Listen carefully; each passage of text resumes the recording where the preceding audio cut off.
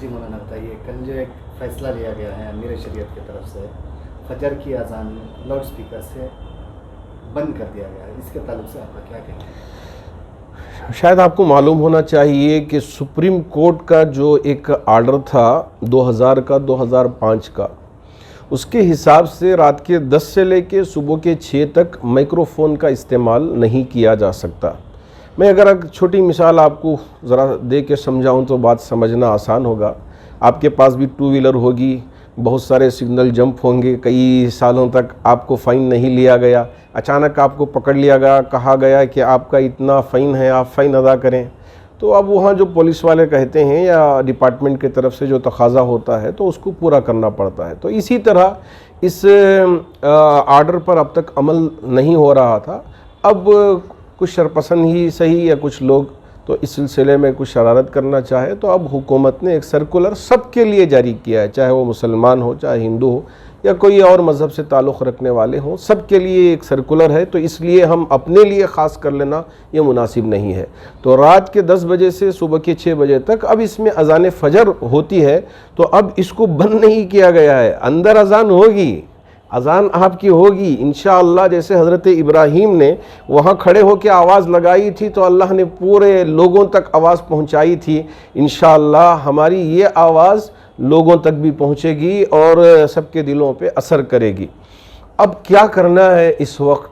تو ایک تو یہ ہے کہ فجر کی اذان ہم اندر اسپیکر کے اندر دے لینا چاہتے ہیں تو وہ دیں، باہر آواز نہ آئے، اس کا آپ خیال کر لیں، اور بغیر مائک کے بھی اگر دینا چاہیں تو اس کی بھی گنجائش ہے۔ یہ دوسری بات ہوئی۔ اور دوسری جو اذانیں ہیں، ان اذانوں کے سلسلے میں یا میناروں سے اسپیکرز ہٹانا یا پونگے ہٹانا، اس کی کوئی بات نہیں ہے۔ بات یہ ہے کہ آپ کی ویلیوم لیمٹ کتنے ڈی بی میں ہونا، اتنی صرف۔ تو اس کے لیے حضرات علماء نے ایک ڈیوائس تیار کروایا ہے، یہ آپ لگوا لیں تو آپ کے لیے وہاں وہ اسپیکر اتار رہے ہیں یا پونگے اتار رہے ہیں، جیسے اور اسٹیٹوں کے اندر کیا گیا اور دکھایا گیا۔ یہاں ہمارے اسٹیٹ میں اس طرح کی کوئی پریشانی نہیں ہے الحمدللہ۔ اور اب یہ دن کی اذان جو ہوتی ہے اس کے لیے یہاں جو سرکولر جاری ہوا ہے اس میں لکھا گیا ہے کہ آپ کو کنسرن ڈپارٹمنٹ سے اجازت لینی ہوگی۔ اس کے لیے 3 آدمیوں کی ایک کمیٹی بنائی گئی ہے، ایک اے سی پی بنگلور شہر کے لیے اور ضلعوں کے لیے DYSP، اور ایک تحصیلدار ہوگا اور ایک پولوشن بورڈ سے ایک آفیسر ہوگا۔ یہ تینوں افراد کی ایک کمیٹی ہوگی۔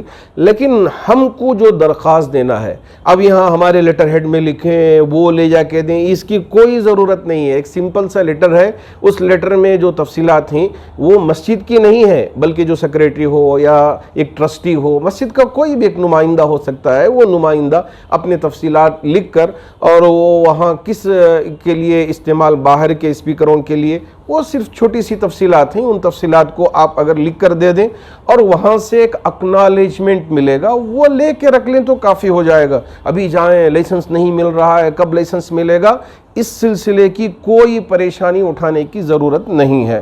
تو ان باتوں کا ہماری مساجد کی کمیٹیوں کو لحاظ رکھنا ہوگا۔ البتہ میں ہمارے جتنے بھی اضلاع میں ایڈوکیٹس ہیں یا ہمارے شہر میں ایڈوکیٹس ہیں، ان سے گزارش کرنا چاہوں گا کہ مساجد کی کمیٹی کے ذمہ داروں کی ذرا آپ رہنمائی فرمائیں کہ یہ جو اپلیکیشن ہے اس اپلیکیشن کو فل اپ کر کے پھر لے جا کے وہاں جمع کر دینا، تو جمع کر دیں گے تو بہت آسانی ہو جائے گی۔ اور ہمارے کچھ MLA احباب نے بھی ذمہ داری لی ہے، چونکہ یہ مسجد کے لیے بھی ہے، مندر کے لیے بھی ہے، تو یہ سب کے لیے جمع کر کے ایک وقت ہم ACP آفس میں جمع کر کے اکنالجمنٹ دلوانے کی بھی کوشش کریں گے۔ اس کی یہ بات بھی ہو رہی ہے۔ تو اب یہ اذان بند ہو گئی، اذان نہیں بند ہوئی ہے، اذان اندر ہوگی انشاءاللہ، بند نہیں ہوگی۔ اب اس کو پہنچانے کے دوسرے طریقے بھی ہو سکتے ہیں، انشاءاللہ آگے چل کر اللہ کچھ نہ کچھ راستے نکلوائیں گے۔ یہ جو ٹائم رکھا گیا ہے، اس ٹائم میں کوئی تبدیلی نہیں ہو سکتی؟ یہ ہمارے وکیل احباب اس سلسلے میں باتیں کر رہے ہیں اور آپس میں صلاح و مشورہ ہو رہا ہے۔ اگر وہ 5 بجے تک ہو جاتا ہے تو مسئلہ انشاءاللہ بہت آسانی سے حل ہو سکتا ہے۔ ہم امید کرتے ہیں کہ ہمارے وکیل احباب اس پر جلد از جلد بہت ضروری کام کریں گے اور کام کر کے ہمارے لیے راحت بخشیں گے۔ 2010 میں سپریم کورٹ کا فیصلہ آیا تھا، لیکن ابھی جو ہے 2022 مطلب 12 سال کے بعد اچانک سے اس بات کو اٹھانا، یہ کہیں نہ کہیں ایسا لگ رہا ہے کہ ایک بہت بڑی سازش ہے. آپ کیا سوچتے ہو مولانا اس بارے میں؟ جب کسی ریاست میں الیکشن آتا ہے تو بہت ساری ایسی سازشیں رچی جاتی ہیں اور پری پلان ہوتے ہیں. تو ایسی صورت میں ہم کو حکمت عملی، دور اندیشی اور سمجھداری سے کام لینا وقت کا اہم ترین تقاضا ہوتا ہے.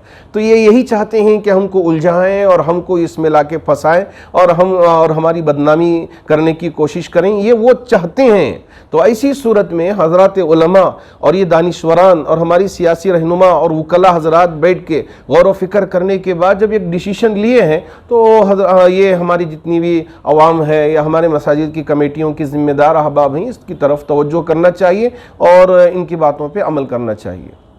ابھی آپ نے بتایا فارم بہت آسان ہے، لیکن کئی سارے لوگ فون کر رہے ہیں، ان کو سمجھ میں نہیں آ رہا ہے کہ یہ فارم کدھر سے لینا ہے. کیا اس کے لیے کوئی ترتیب بنائی ہے؟ یہ ہم آپ کو پی ڈی ایف فارم بھیج دیں گے، اور یہ ہے کہ ہمارے بہت سارے جتنے بھی یوٹیوبرس ہیں ان کے فون نمبرز آپ لے لیں، تو وہاں یا تو واٹس اپ کر دیں یا ان کو فیس بک میں کچھ میسیج ڈال دیں، تو انشاءاللہ پی ڈی ایف فارم آپ تک پہنچا دیا جائے گا. اس کی پرنٹ نکال لیں، لے جا کے سبمٹ کر دیں. یہ بہت آسان ہے.